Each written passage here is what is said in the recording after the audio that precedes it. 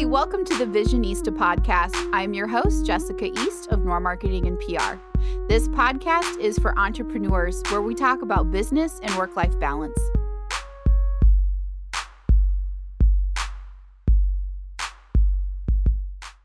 Hi, everyone, and welcome to the Visionista podcast. I am here with my guest, Chris Bauer, who is president and CEO, aka Big Cheese, of Endurance Federal Credit Union. And we've chatted before, but Chris is so amazing with mentoring people and personal development, employee development. He has graciously agreed to chat with us again. So thank you, Chris. You're welcome. Glad to be here. And then you want to just tell anybody who missed the first time we chatted a little bit about your role at the credit union and how long you've been there, all the good stuff. Absolutely. Again, I'm president and CEO of Endurance Federal Credit Union. We're in Duncan, Oklahoma. We have another office in Elk City, Oklahoma. We pretty much cover the entire Southwest part of Oklahoma and North Texas. We've been around since 1960. And we actually used to be Halliburton Employees Federal Credit Union. We rebranded in 2018. I actually just celebrated 13 years with the credit union this month, which I was just joking around with some of my coworkers. I didn't even realize it. Actually, LinkedIn reminded me because everyone keeps sending me a lot of congratulatory messages. I'm like, oh yeah, I guess that was, it's kind of like birthdays. After a while, you just quit counting them, right? You mean they didn't give you like a watch? Not for 13. Maybe if I make it like 15 or 20 or something, maybe I'll get something other than maybe like a certificate. But no, a paperweight or something. Yeah, but it's been a good 13 years, and we've succeeded in doing a lot of positive things with the organization as well, with the community. So I'm very proud of that. Awesome. And that is actually our topic today is soft skills and employee retention. I know you post a lot. We are connected on LinkedIn, so that's how we became acquainted with one another. And you post pretty regularly about encouraging employees, building employees up, and really what good leadership looks like. So the first thing I wanted to get into today is what are those soft skills and why are they important? Well, talk about from my perspective. Mm-hmm. Hard skills are easy to learn in school, or they're easy things to acquire through the years. I think the soft skills are a thing that gets overlooked a lot. Mm-hmm. The communication part of it, empowerment, empathy, those types of qualities, you kind of almost have to teach somebody those. I mean, you naturally going to have, empathy for people and things like that. But I think in the workplace, I think a lot of times they're overlooked as being very powerful skills to have. Mm-hmm. Well, and sometimes it's a little hinky in the workplace because, we've talked so much in past decades about, separating your work life and your personal life, and, work-life balance is still a thing we talk about. So sometimes I think there can be a gray area between showing someone empathy and, overstepping maybe like a personal bound, but there's a trick to it, and it just takes practice and, observing someone else doing it well so that you can kind of figure out what works and what doesn't work.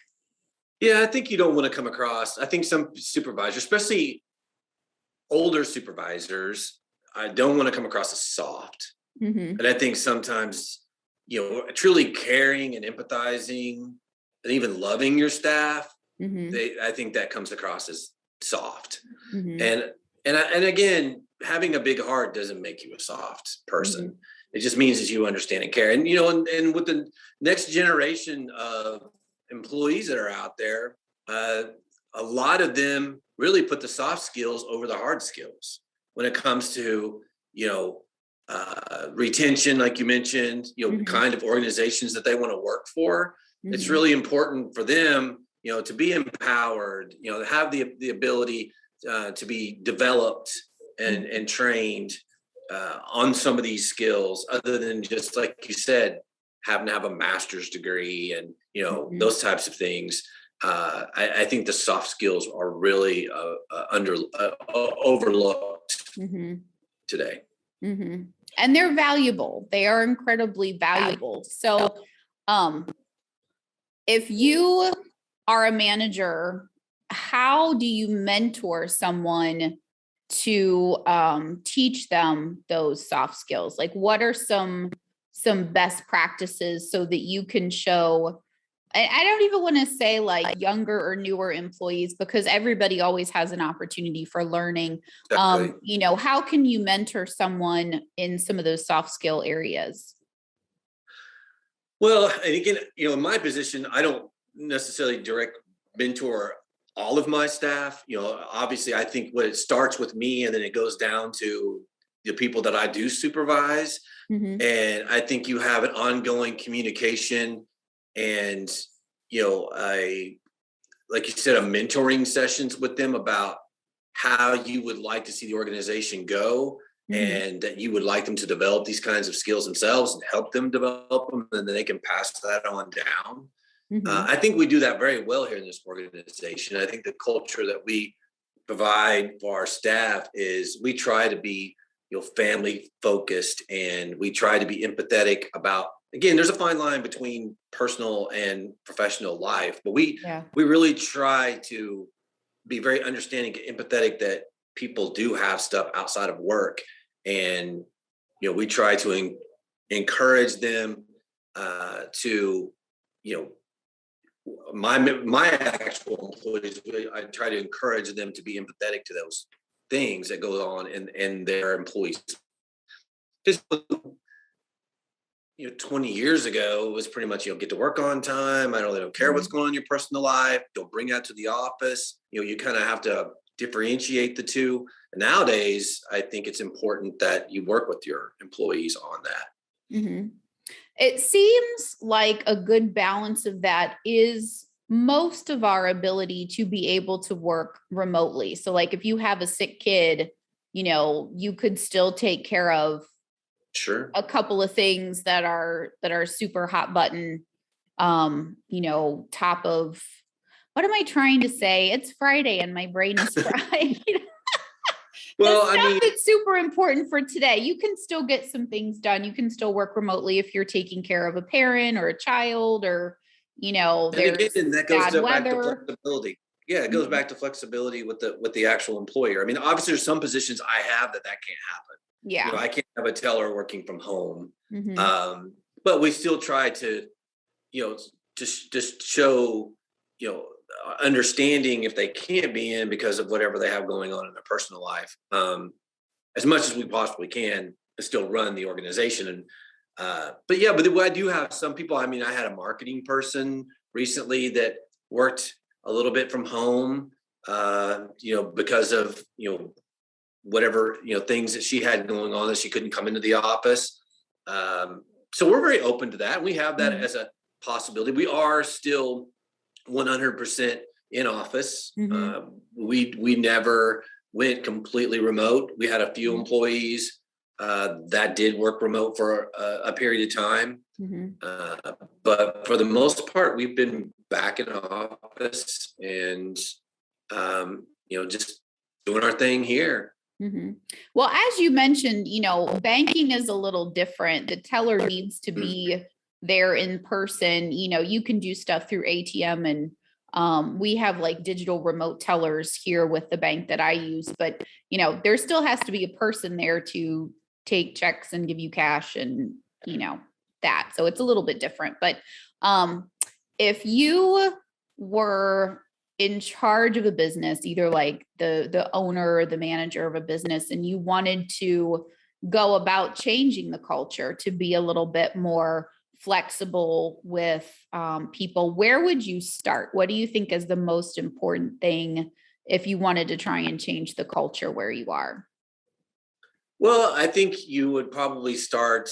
I mean, if I was thinking, maybe we needed to change as far as becoming more of a hybrid model or working from home from what we are now, I would probably start talking to some of my executives to see, what their challenges that they feel like would come with that. Because you Mhm. can't just flip a switch and become Yeah. that. I mean, there's challenges. You got technology challenges. You're going to have staffing challenges, Mhm. and I would probably get them in a room, and we would discuss, pros and cons of how we would address that, what areas they would see that, that we would struggle, areas that they think that, where employees would fall, because you're going to have some employees that just probably don't want to do it. And Mhm. then you're going to have some, they're going to be very happy about it. The thing is about our organization too, we live in a community where you're not talking about long commutes. You're not talking about those type. I mean, big cities, metropolitan areas like Dallas, Fort Worth.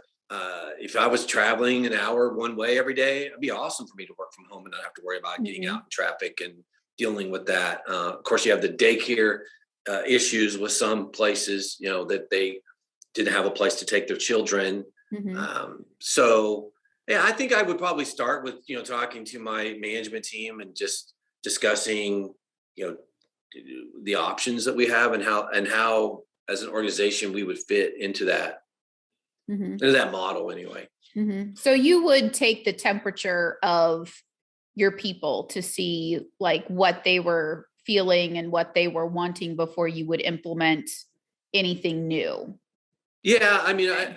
I don't think that one person can just make the decision for. I mean, I'm in the ultimate decision to make those types of decisions, but I don't Mhm. manage that way. I mean, I don't lead Mhm. that way. Mhm. I wouldn't just show up one day and go, okay, we're going hybrid now. We're going to send all these people home. I think, yeah, I think you got to take the temperature of your uh, chief decision making people and Mhm. see what they think. And we've had discussions about other types of scenarios, not so much working from home, but you get those people in a room, you're going to get a whole lot of different, outcomes and people, feeling very strongly about one thing or another. Mhm. But ultimately, I would make that decision what I thought was best for the organization and for Mhm. our membership. Mhm. This is why we're friends, because I think everybody who's listening has had at some point in their life a new manager come in, and the first thing they do is change everything. And you're like, wait a minute, what are we doing? All new processes, all new forms, all new everything. That has happened to me in the past. And I was younger. That was my first job out of school. And it was very clear, here's one new person and they're kind of upsetting the apple cart for 30 people in their department, and our department touched obviously other departments as well. And it was just a mess for the better part of a year, trying to switch processes around because that's how she'd done it in her previous job.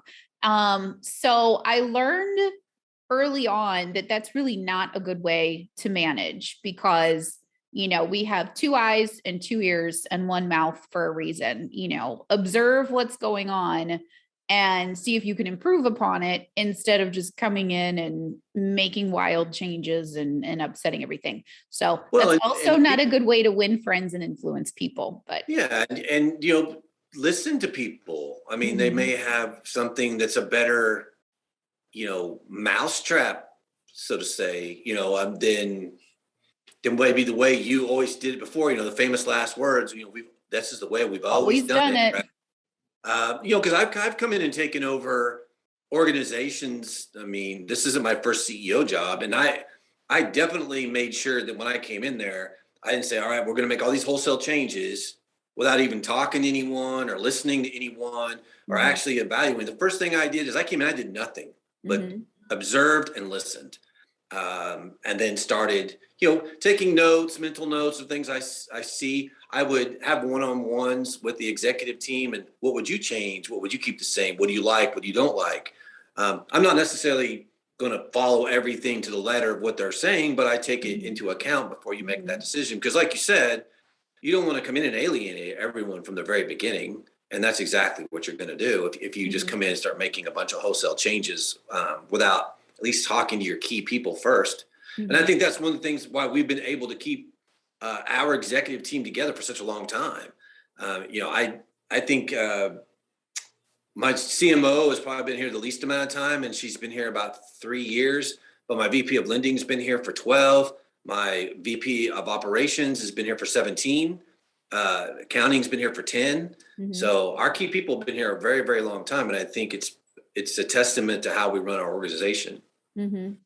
Another part of that is just a business side effect of that. If you've got 15, 20 people trying to learn all new processes, there may be some fees if you're switching softwares or making new documents or something like that. Like, you're going to incur hard costs and you may lose productivity while you're training all these people just to switch things over, to a way that you've always done it at another company. So I think there's some actual fiscal downfalls to trying to manage things that way as well.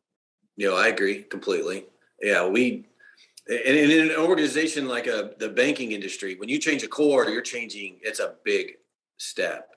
So, you definitely have to have the buy-in of everyone within your organization, especially in those key management positions before. And we actually did that last year, changed our core provider, and during the pandemic, which was awesome. That's sarcasm, because it was the first time the company that we went with and ourselves had ever done a core conversion. It had to be done completely remote. Usually that stuff is done on site, and there's a lot of on-site training, and it was just we got through it and it was successful, but there was a lot of tension and there was a lot of stress and anxiety that went into that, because like you said, if it doesn't go right, it can be an efficiency killer. Yeah. And a mood killer too. And nobody wants to work hard if they're annoyed. Yeah. And angry. Sure. Okay. So what are some ways businesses and managers can retain employees? You mentioned that some of your senior leadership team has been there for 17 years, and what'd you say, 12 and 3? What are some things you do to retain the employees that you have? Well, I think they need to feel important. I think you need to make them feel like their voice is being heard. No one wants to work anywhere where they feel like they're just being ignored. Yeah. Or they're feeling like, I think you need to recognize them. I think you need to make sure that you're when you are listening to things that are important to them, because not everyone wants to be recognized the same way. There's some individuals that don't want to be pointed out in a crowd of people. Some people just want you to one-on-one with them, just give them a little bit of feedback now and then. Some people would just like a little bit of, some sort of a small token of a thank you about, something maybe they did. I think if you do that, you can make, where you work, your organization a great place to work. And we do try to recognize our people and show them our appreciation. And, again, going back to the conversion last year, we were always doing little things, little bonuses, little incentives, little recognition to thank a lot of our key staff that were involved in that entire core conversion last year. And I think if you do those types of things, the complete attitude of your staff will be good. And then that also, filters over into how they treat your members. Because they want to see what you're about as an organization and what you're for, and you need to see that you're for them. And as management, our staff needs to see that we're for them. Yeah, and those are good points. And it doesn't just have to be recognition. I think, though, that is really important, to recognize a job well done, whether it's with a raise or a gift card or flex time. Being able to be flexible in different ways to recognize your people. But I think also having perks and maybe thinking outside of the box for some of those perks, because I think people are interested. You mentioned some of the younger generation of workers. I think people are interested in more than just a 401k and health plan at this point. A lot of people want time off to travel or the ability to do remote work to travel. One of my friends actually spent 6 months in Barbados working remotely over the pandemic. So, and I actually know a lot of people who use the pandemic and like the forced remote work to go work on a beach somewhere or in the mountains, or their happy place to kind of get away from people because they were getting stressed out. But I think that being open to new ideas is really important too, to kind of meet your employees halfway. No, I agree. One word of advice though, if you're going to do that, you might want to tell your supervisor that you're doing that. I had a couple of people that I know that are in the industry that when they decided to start pulling their people back into the offices, they had no idea that they had taken their stuff to like other parts of the country and where we're working from, some other remote location other than where they lived at the time. So if you're going to do that, you might want to clear that, with your supervisors first. But can you come in tomorrow? Actually, no, I'm not in on the continent. So I'm in the mountains and our Wi-Fi is spotty. Sorry, gotta go. Yeah, that's exactly right. You're breaking up. So yeah, that's just that's a really good point. There's just a lot of things that you can do to make your organization more employee friendly and make it your organization a place where people really want to work. And that's what we want to do. I mean, we really want our organization to be a place that individuals come and really want to work and realize too that we empower our people. We like to promote from within, so we like to give them the tools and the training so to continue to develop themselves. And that's one thing too, is you really need to try to continue cross training individuals. Younger generation, they really want to be trained in other areas to show that you're really committed and you're making a investment in them to teach them other skills. I think some people are afraid to do that in the past because we'll lose them. We'll teach them all this cool stuff, make them smarter and really good, and then we're going to lose them down the street. Well, then don't. Teach them these things, show them you appreciate them, and then when something opens up down the road, they're ready for it. And we really try to do that here. We really try to. Yeah. And matter of fact, we just did it twice in the last 2 months. We were able to move people into key roles that had been with us for a long time. And that's awesome. I remember having, it was a government position that I had right before I started my own business. But you could do some classes at a community college. They would like write off part of it. So they were contributing if you wanted to get continued education.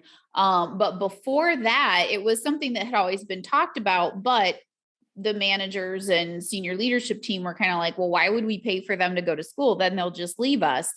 Well, if, the culture is great, then why would they want to leave and start over someplace else? So, if you are keeping your ear to the ground to create opportunities within your organization and recognizing the people that are really going hard and doing a lot of work, I think, and a lot of good work, I think that that's a really great way to grow your company, grow your client base, and also retain really quality people who are going to keep you moving forward.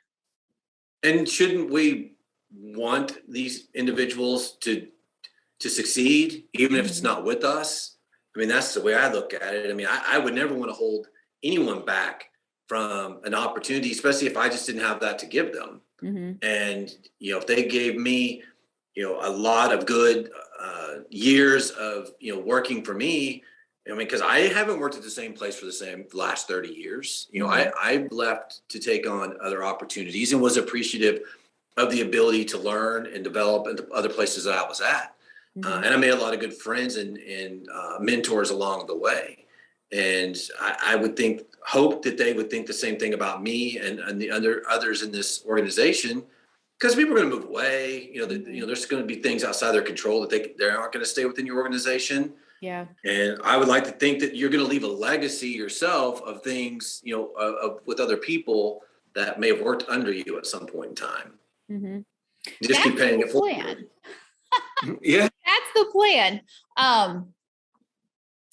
And we are close to a pretty big Air Force base. So we get a lot of people in Dayton moving in and out because their spouses are with the Air Force. So, that's just kind of life here. But, my grandpa worked like 30 or 40 years at GM and retired from there. So I think some of it is just a change culturally and how we do Mhm. work and what we think about.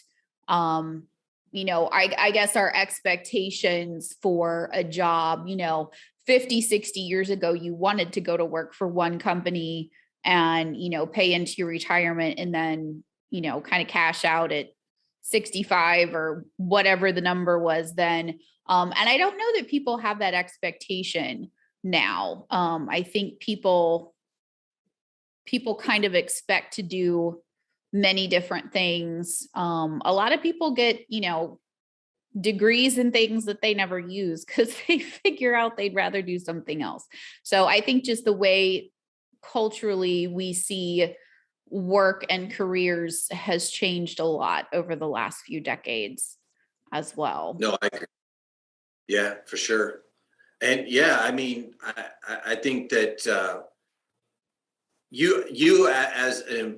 as a leader out there, you have to continue to be flexible and change with the times too. I mean, it is different from when I got in this business, and you can't take it personal either Mhm. when someone wants to go and Mhm. continue to further their development someplace else. It doesn't necessarily mean that you're a bad organization or not a good place for them to be, but if you don't have the opportunities for them, then you can't blame them for going someplace else. Now, that being said, you should if you want to retain them and maintain that relationship, you should let them know that Mhm. there are going to be other opportunities and that you're developing them for those opportunities. Mhm. I think again, it goes back to communication. Now, I will say, and I think we talked about this a little bit the last time we talked, that there's some employees out there that expect that jump to come much faster than it probably can,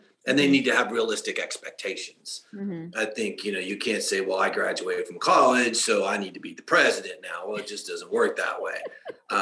Or I've been a branch manager for 3 years, so now I need to be the vice president. Well, Mhm. it's just you can't skip the ladder in the rung. I mean, some people do, and there's ways. I mean that can happen, but realistically, I mean, you kind of have to just work your way through, up the chain of that you can, and um, be patient. I Mhm. tell people all the time, be patient. I didn't have a lot of patience either. I mean, I wanted to be the CEO too. Mhm. But I realized at some point I didn't know everything that I thought I knew. And that I just need to just use every opportunity as a sponge and just suck in as much as I possibly could that I could Yeah. use down the road. Yeah.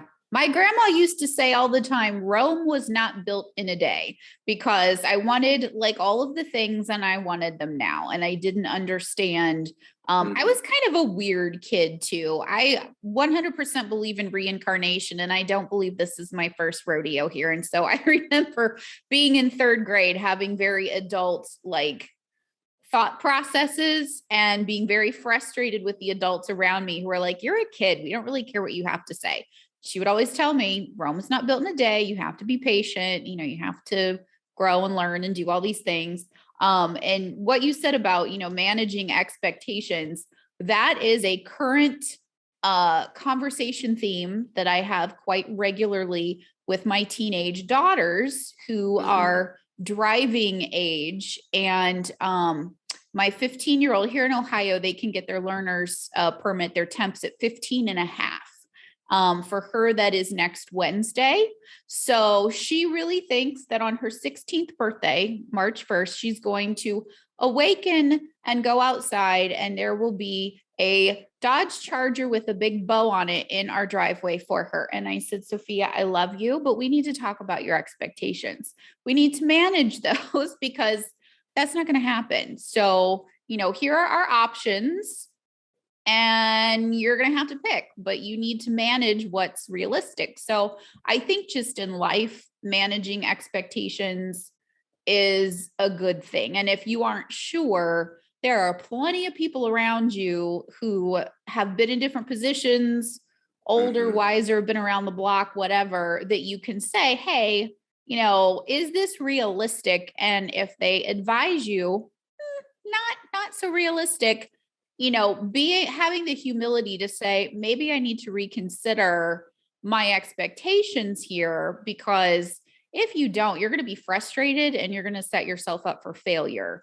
And I don't think that would be a very comfortable place to be for very long. So No, yeah, I completely agree. I think, and I've talked to people like that, that have reached out to me and have asked me that, like, am I getting ahead of myself? Realistically, how did you get to where you're at? This is what I've done. Where should I be? And we've had some really good conversations about, again, curbing your expectations, continue to develop and learn, and, take advantage of every opportunity you can to develop new skills that you're going to need going forward. And, again, it just comes down to patience. As hard as that is for a lot of people, that's exactly what you need to do, is just show a little bit of patience. And it sounds like having either a trusted advisor, like a mentor, or maybe like a small group of people, like maybe there are 2 or 3 people that you really admire and are a little bit farther ahead of you in their career, not necessarily age related, because I don't want to be ageist, but people who are where you want to be in 5 years or 10 years. Having a core group of people that you can run ideas by and run your expectations by. I think that's a really helpful thing to have as well. Several years ago, this coming January will be our 10th year in business for my little marketing company. And probably about 6 years ago, I was really, really, really frustrated because we were bidding on all kinds of things. We're a woman-owned business. We're officially recognized. So it's supposed to give us extra points when bidding on all these government contracts. And they always went with someone else that was bigger or had done more stuff, whatever. And I reached out to someone. She's actually in Canada, because I didn't want anybody too close who would see me as a competitor, and maybe either give me bad advice or just not respond. But she and I had kind of a mentorship for about a year, and she just really encouraged me to keep going, be patient. And she is where I would like to be in 10 years. And that was kind of the crux of what she would say to me when we were talking, was just keep going. The more you work and the harder you work, you'll get a slightly bigger client, and then a slightly bigger client than that. And then in 5 years or 10 years, you'll be getting these really big contracts that you're trying to get and aren't winning now. And, that's exactly what's happened. Are we where I want to be in 10 years? No, but we're so much farther along than what I was when she and I were having those conversations. So, I think even if you don't have specific questions for a mentor, like how do I build a business or how do I buy a house? I think it's a good idea just to have people, maybe take them to lunch or take them to coffee, and, just have them tell you stories about starting off in business. I think that's really valuable and shouldn't be overlooked. Well, and even when you reach a position like mine, I still have people that I talk to. I have a career coach that I talk to every month. I also have peers that work, like you said, outside the scope of not really being a competitor, but we're in the same field, that we have conversations once a month as a group and bounce ideas off of. How would you handle this? What would you do here? Those types of things. You never can get too much information or learn too much. I think it's invaluable to be able to have those types of resources. And then, the thing is with the internet stuff today, it's even become more accessible. Again, people reach out to me on LinkedIn from time to time asking for just simple advice on things, and just wanting to talk about struggles they may be having or things that they could do to help themselves get ultimately where they want to go. I started from the very bottom, and it's just persistence and hard work, and you can never do too much. I think that's another thing that people don't think about is you can't do the bare minimum and get noticed. You really have to do something. What is the old thing like Steve Martin said is just like, be so good they can't ignore you. I think is one of his sayings. That's the thing, is you want to be the one that stands out to the point where they're just forced to pay attention to you.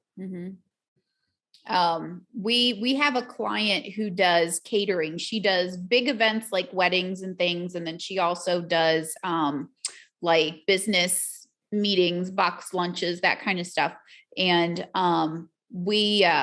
the building manager for the building that my office is in, we went for a tasting probably about a month ago, because I wanted the two of them to meet. There's an event space in this building. And so she'd like to get her foot in the door, and she and I had some business to talk about anyway. So I'm thinking, oh, it's just me. We'll have like, maybe a little salad or, some little nibbles or something. The spread that she put out for us was so amazing and so over the top, not only delicious, but well plated, like just for two people. This was not a big, 50 person, 500 person, $1,000 a plate dinner. This was just the two of us at lunch on a Tuesday for introductions. And it was so over the top. I mean, me, I do social media, and photography was my minor, so I'm still good at it. Took some good pictures, put those out, ended up opening a couple more doors for her. But it was because she went so far over and above what we had envisioned for our little lunch to kind of, make introductions and talk about the future. Another thing my grandma used to say, you can lead a horse to water, but you can't make it drink. I can open the door for 50 people, but if only one person actually takes the opportunity to walk through it, I can't shove everybody through the door. I mean, I could, but I'd be very tired. So, when you have those opportunities, knocking it out of the park, hard work, setting yourself apart from other people in your field, other businesses, taking advantage of those opportunities.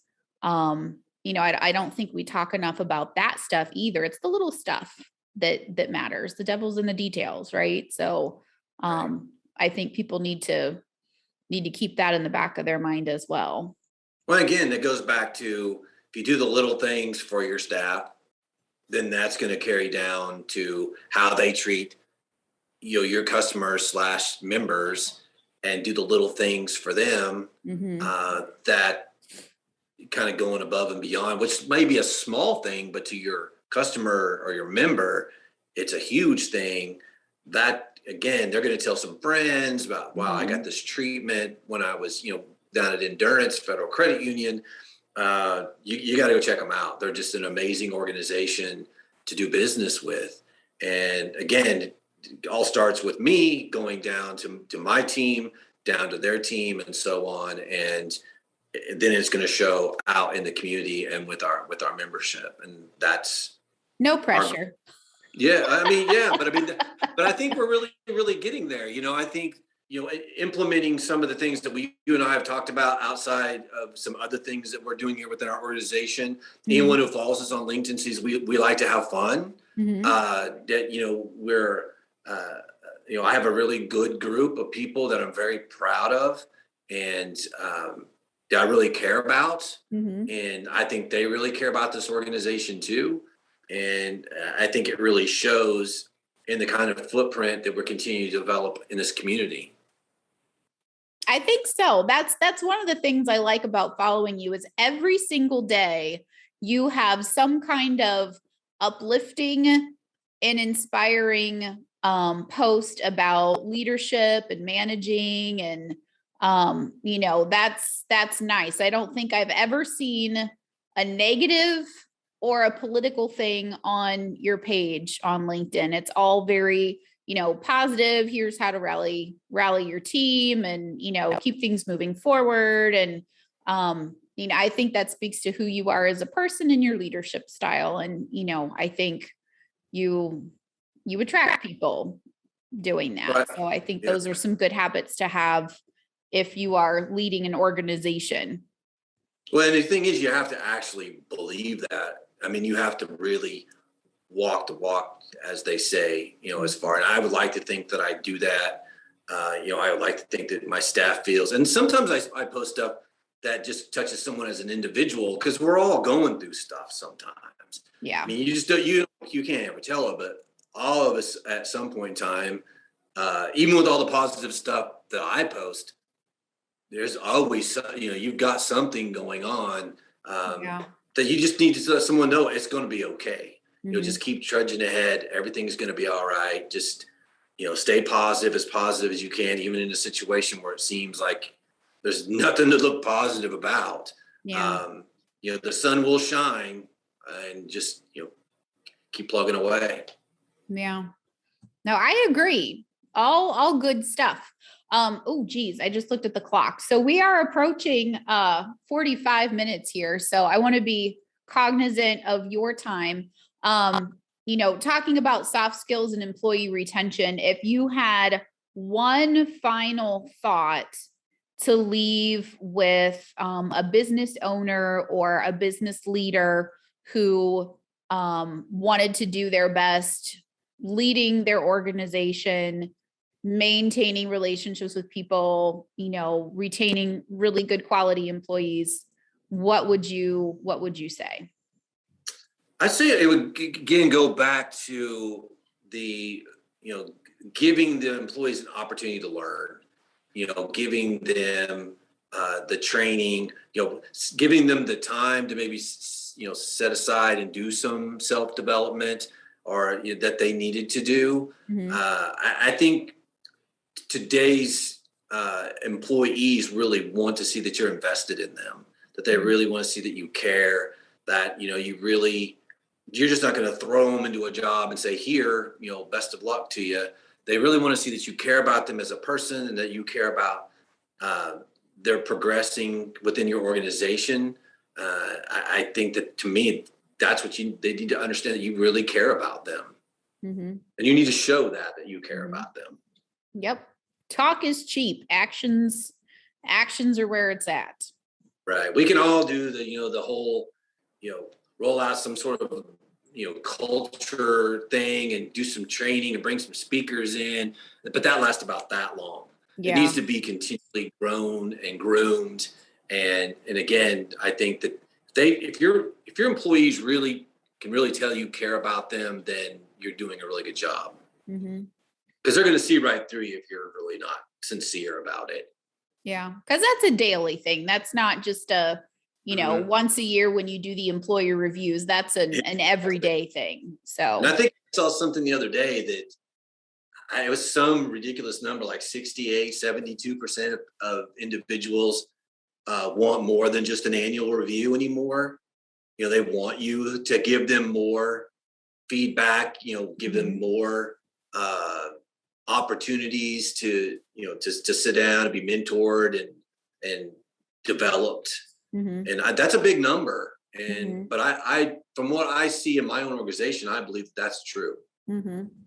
Well, I mean, I haven't had to give myself, obviously, an annual review. I do that, monthly with the sales numbers. But I remember when I was working for other people, having a once a year review or even a quarterly review. If there was a problem, you're not doing this the way we like or whatever. Well, why didn't you tell me about this? Why did you wait 12 months before you tell me that you're unhappy with something I'm doing, or you wish I'd do more of something that you like that I'm doing? Like that seemed so counterintuitive to me. Like, why? But that comes back to communication. If someone's doing something and you're like, oh, I need to stop doing that.